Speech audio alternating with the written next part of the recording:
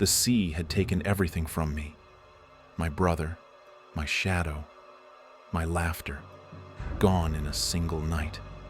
I still hear the storm in my dreams, the way it howled like a beast, the way it swallowed him whole.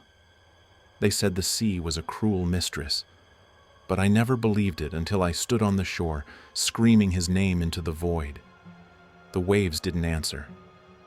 They never do. I left the village after that. The pity in their eyes was too much to bear. I wandered the coast, fishing where I could, sleeping where I fell. The sea was my only companion, and I hated it. But one day, I found something else, something worse. It was a river, but not like any I'd ever seen. It flowed backward. I know how that sounds. Madness, delirium, the ramblings of a broken man. But I swear it's true. The water was black as ink, so dark it seemed to swallow the light. Its surface was unnaturally still like glass, but beneath it, I could feel something stirring, something alive. I knelt by the bank, my reflection staring back at me, hollow-eyed and gaunt. And then I saw it, a body floating upstream against the current, as if the river itself were pulling it. My breath caught in my throat. It was old Thomas, a fisherman who'd drowned years ago. His face was pale, his eyes closed, but he looked peaceful, as if he were sleeping. I reached out, my fingers trembling, but the moment they touched the water, the body vanished, swallowed by the darkness. I told myself it was a trick of the light, a figment of my grief. But the next day, I saw another, and another, each one a face I recognized, a soul the sea had claimed. And then on the third day, I saw him, my brother. He floated just beneath the surface, his hair drifting like seaweed, his face untouched by decay. He looked as he had the day he died, young, strong, alive. I screamed his name, my voice cracking like the storm that took him. I plunged my hands into the water, desperate to pull him out, but the river was cold as death, and it clung to him like a lover. He didn't wake. He didn't move. But I knew, deep in my bones, that he was still there. Somewhere. That night I built a boat. It wasn't much, just planks lashed together with rope, a crude oar carved from driftwood. But it would do.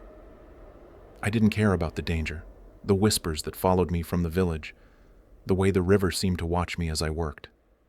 All I cared about was him, my brother, my blood, my shadow. The river had taken him once. It wouldn't take him again. The river was a labyrinth, twisting and turning through a land that felt wrong. The trees along its banks were too tall, their branches clawing at the sky like skeletal fingers. The air was thick with the scent of damp earth and decay, and the silence was deafening. No birds sang, no wind stirred. It was as if the world itself was holding its breath. I rowed for hours, my hands raw and blistered, my heart pounding in my chest. The river's current was strange. It pulled me forward, but it felt like I was fighting against it, as if it were testing me. And then, just as the sun began to dip below the horizon, I saw him, the Ferryman. He stood in the middle of the river, his boat a shadow against the black water. He was tall and gaunt, his face hidden beneath a tattered hood, his hands gripping a pole that seemed to glow faintly in the dim light. I called out to him, my voice trembling, but he didn't answer. Not at first. He simply watched me, his presence heavy, oppressive. "This is no place for the living," he said finally, his voice like the rustle of dead leaves. "Turn back while you still can." I shook my head, my grip tightening on the oar. "I can't. My brother, he's here. I have to find him." The ferryman tilted his head, and for a moment I thought I saw a flicker of something in the shadows beneath his hood. Pity, maybe, or regret. "The river takes what it is owed," he said, his voice low and hollow. "But it also gives. Be careful what you ask for." Before I could respond, he was gone, vanishing into the mist as if he'd never been there at all. His words lingered, though, echoing in my mind like a warning I couldn't quite understand. I pressed on, the river growing darker, colder. Eventually, I came to a village. It was small, nestled in a bend of the river, its houses leaning precariously over the water. The people there were strange, pale and gaunt, their eyes too wide, too bright.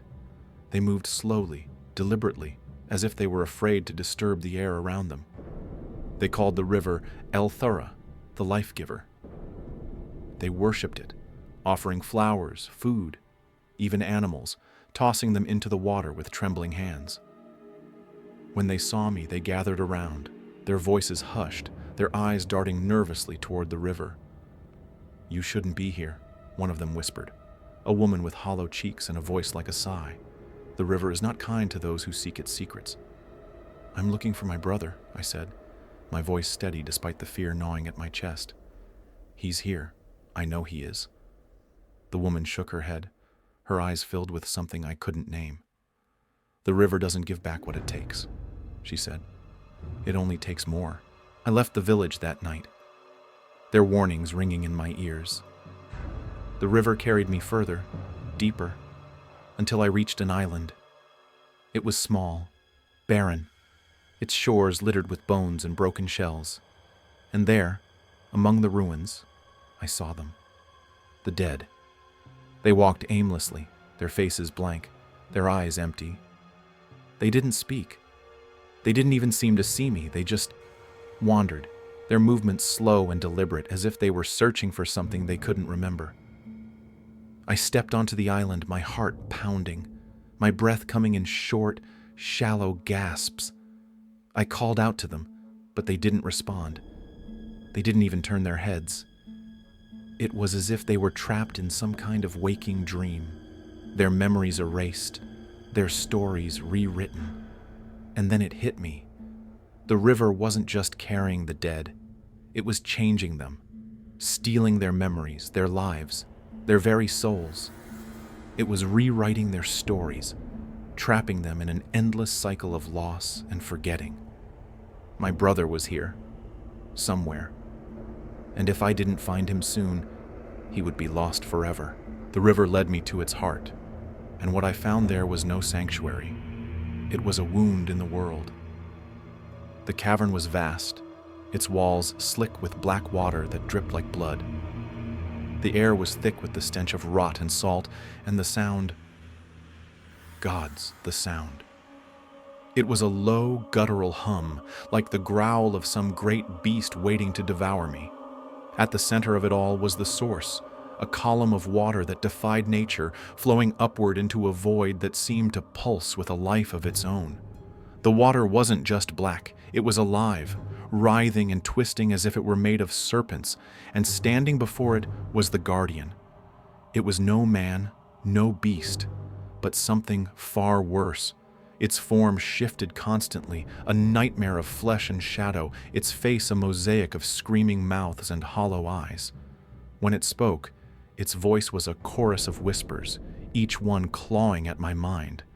"You've come far, little fisherman," it said, its voices overlapping, grating against my skull. "But this is where your story ends." I stepped forward, my legs trembling, my hands clenched into fists. "I've come for my brother. His soul is here. I know it is." The guardian laughed, a sound that made my teeth ache. "His soul is mine, as are all the souls the river claims. But you are different. You carry something the river craves. Grief, memory, love, such delicious things." It leaned closer, its many eyes burning into mine. "I will give you a choice, fisherman. I will free your brother's soul, but only if you surrender your memories of him. Every moment, every laugh, every tear. You will forget him entirely, and in doing so, you will starve the river of its feast." The words hit me like a blow, but I didn't hesitate. "Take them," I said, my voice shaking. "Take everything. Just let him go." The guardian's mouths twisted into a grotesque smile. "As you wish." It reached for me, its fingers long and clawed, and the moment they touched my skin, the world dissolved into chaos. Visions flashed before my eyes. My brother as a child, laughing as we raced along the shore, his face pale and still as they pulled his body from the sea. The way his hand had felt in mine, warm and alive. Each memory was ripped away, torn from me like pages from a book, and with each loss, I felt myself unraveling. But then something changed. A voice cut through the chaos, sharp and clear. "Stop!" It was him, my brother. His form was faint, flickering like a dying flame, but his eyes burned with a fire I hadn't seen in years. He stepped between me and the Guardian, his voice trembling with rage. "You won't take him," he said. "You won't take any more." The Guardian's form shifted, its many mouths twisting into snarls. "You have no power here, lost soul. The river owns you." "Not anymore," my brother said, his voice steady. "You feed on our stories, but you don't control them. Not this one." He turned to me, his eyes softening. "You've done enough, brother. It's time to let go." I shook my head, tears streaming down my face. "I can't. Not without you." He smiled, a sad, gentle smile that broke my heart all over again. "You never have to. I'm with you. Always." The Guardian's laughter echoed through the cavern, a sound like bones grinding together. Its form shifted, tendrils of black water writhing around it like serpents. "You think you can defy me?" it hissed, its voices overlapping, each one sharper than the last. "You are nothing, a speck, a shadow. The river will consume you, as it has consumed all who came before." I stepped forward, my legs trembling, my hands clenched into fists. My brother's ghost flickered beside me, his form barely holding together. "We're not afraid of you," I said, though my voice shook. "You've taken enough. You won't take him." The Guardian's many eyes narrowed, and it lunged.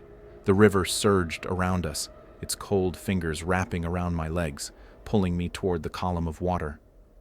I fought, thrashing against the current, but it was too strong. My brother's ghost moved faster, his form solidifying for a moment as he slammed into the Guardian. The two of them tumbled into the water, a chaotic blur of shadow and light. "Run!" my brother shouted, his voice strained, desperate. "Get out of here!" But I couldn't, not without him. I waded into the water, the cold biting into my skin like knives. The Guardian's form shifted, its many mouths snarling as it turned its attention back to me. "You are persistent," it said, its voices dripping with malice.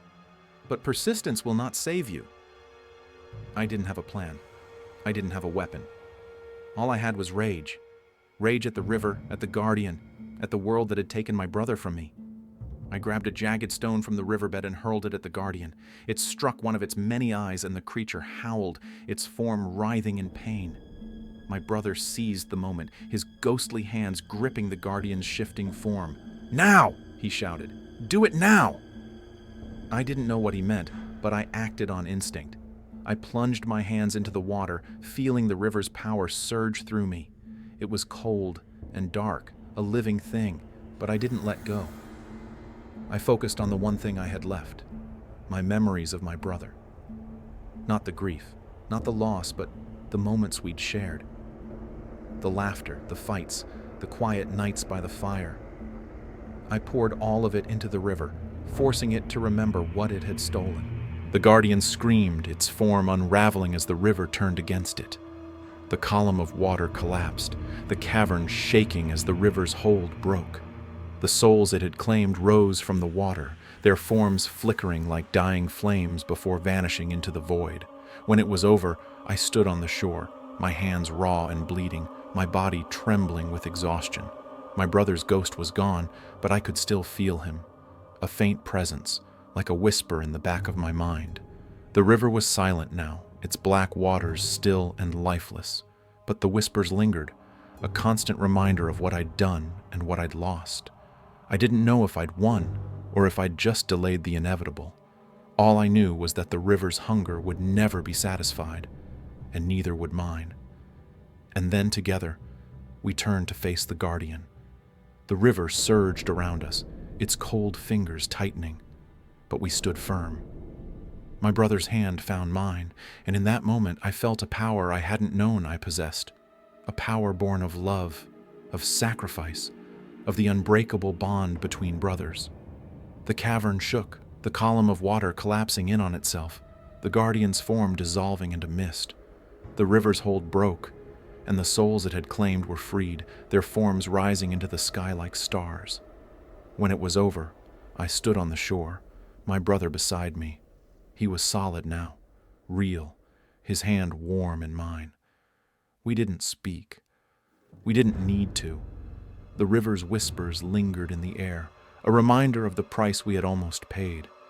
But we were free. And as we walked away from the river, the sun rising behind us, I knew we would carry its memory with us, not as a curse, but as a reminder of what we had fought for and what we had gained.